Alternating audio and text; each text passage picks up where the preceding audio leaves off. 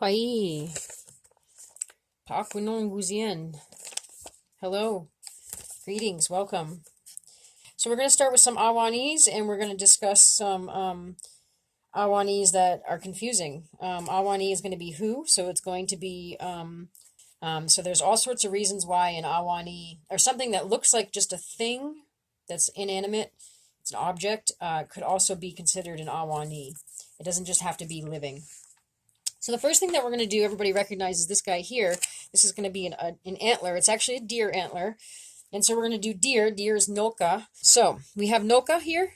That's deer. And the plural is going to be nolkak.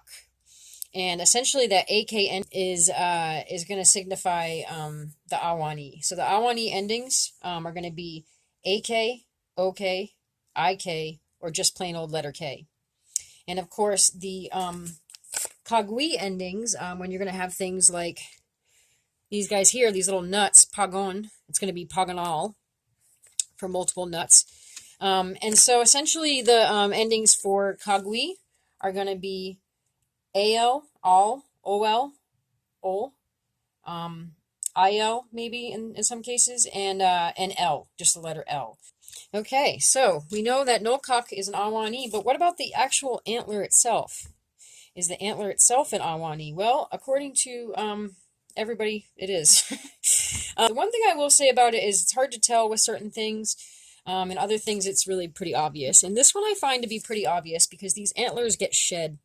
They shed every year. So for example, Askan or Askanok is going to be the word for antler, so you can see the Askanok ends in that AK sound. And a moose antler is also going to have its own name, because a moose is going to have its own name, Mose. And so it's going to be Mozaskanok. Mozaskanok. So again, the AK ending for the antler.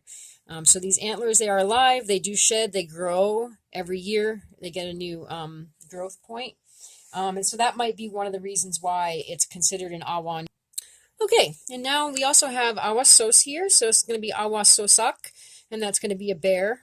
That's that nice bear hide you see right there, so that's black bear hide, Awasosak, sorry. And then we also have Mikwak here, and essentially Mikwak is already a gray squirrel. It is the name for gray squirrel, and so again we've got Awasosak has the AK ending, and Mikwak has the AK ending as well. Whereas a black squirrel has a totally different name. It's a Pisanik, and so that's got the OK ending as well. And so that's going to be a little different than the AK ending, of course. Okay, and we have here Tamakwa or Tamakwak. Again, AK ending for beaver. And essentially the beaver also is another interesting one as well. So that's got the AK ending, but we can talk about these hides now. So we've got 3 different hides here.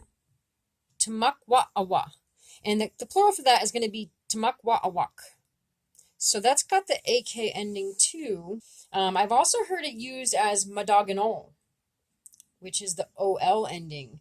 And so it's really confusing because this is a hide. It's not a live animal. These are all hides.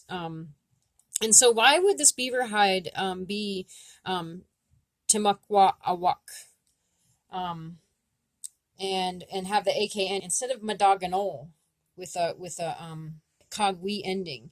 And you know, there's probably potentially different reasons for that. It could be because the hide is still fresh. So it's like a wet hide that maybe you would be using freshly. So it's still it's not dried yet.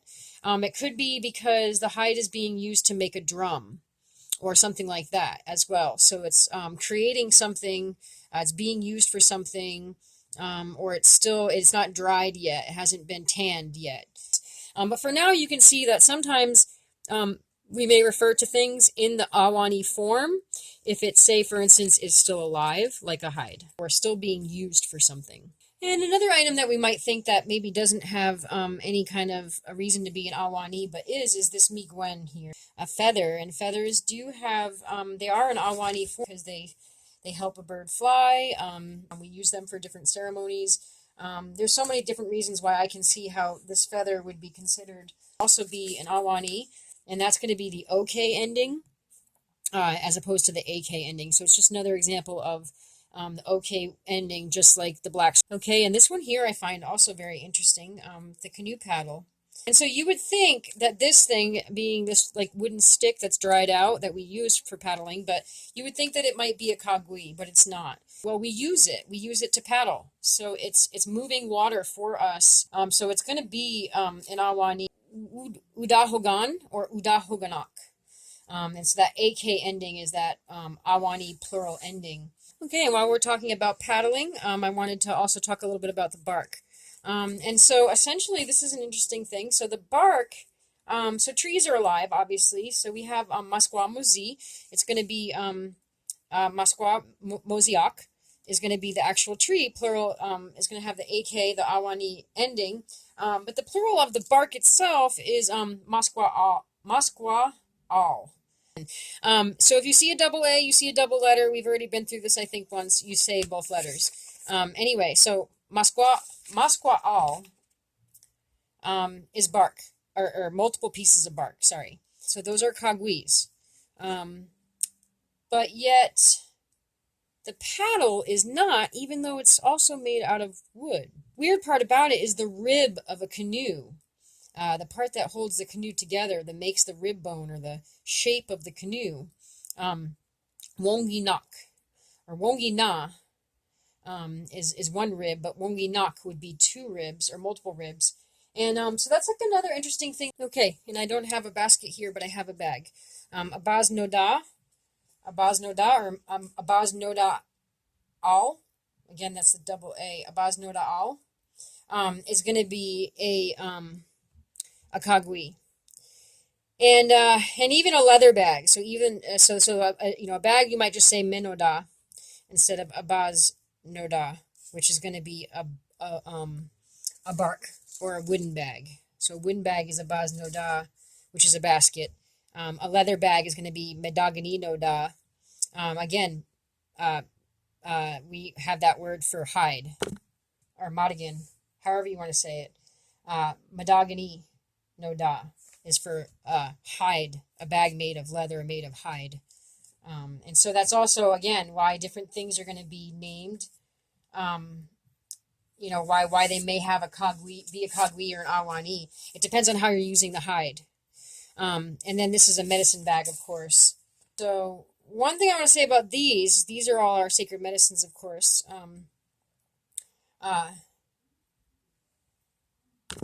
It's nebizanol. And so, they have a serious purpose in our lives. They are taking care of us. They do some. But nebizanol, the AL ending, is for them being kagui. So nebizon, menoda, and nebizanol. All of these are nebizanol, are medicines. And so one way to distinguish that is it could be that even though, each of these come from a plant or a tree, otomo we have here, and so the tree itself will be alive, and it will be the awani. Once it's dried or once it's been turned into a medicine form, I believe that's probably the distinction of when it becomes a kagui at that point. It's the same thing with the difference between, say, a raw hide or a wet hide that we're using for a drum, or that we just freshly skinned, versus leather itself or a hide that's been tanned. Okay, and then lastly, just to make sure we're all on the same page here, so in some Algonquin and neighboring relatives languages, rocks, these are some Senal here, rocks are actually considered alive, and in our language they're not. And so also another, when we're referring to this as a plant versus a medicine, then Otomo is actually Awani, Otomok, and Senal. So again, you can hear the K. This is one of the instances where it's just a K ending. So Otomol, Otomok. it doesn't have an AK or an OK after the Odomol. It just has the K at the end. And then here's an example for what a Kagwi. Most people would think that a rock is definitely going to be a Kagwi, but in some of our neighboring cultures and languages, it is actually considered alive. Rocks are considered alive. But see, in our language, it's not. Not until it's used for something or somehow changed, or when you're talking about it in a certain way. There's certain times where our rocks become awani. Um, and essentially, we'll get into them over some time. But one of the ways is when we talk about our blood rock, our red rock. And another time is when we use our rock as a pipe stem for the Otomol. Otomol, of course, is not just a plant or a Nebizon medicine. It's also our prayers. And so this has such a significance in our life. It does have life and in our culture. And so we'll, of course, get into it more in the future. But the pipe stem is going to be an awani. And when we talk about our blood rock in certain ways, or our rocks in certain ways, when they embody spirits, like in our Sweat Lodge ceremony, all sorts of stuff like that, then they are going to be used in an awani form. But when we're just talking about a rock, it's going to be a kagui. And so when we're talking about a medicine, our sacred medicines, or just a medicine, it's going to be a kagui, so it's inanimate. But when we're talking about otomol, and certain plants when they're alive and stuff like that, all the plants when they're alive, then they're going to be an awani. But even tobacco, when it's not just growing, but it's brown already and dried, it's still considered an awani. Okay, and Kwaskwaini, I think that's enough. Ulini, Nidambak. So you see there, Nidambak and Alnombak, those are going to be plural for awani as well. But I hope you enjoyed this. Hopefully you learned some things. Hopefully that might have helped with any kind of future confusion as to why we're calling things that don't seem to be alive awani, determining whether or not you have an awani that you're talking about or a kagui. Okay, well, ulini, alongomamik.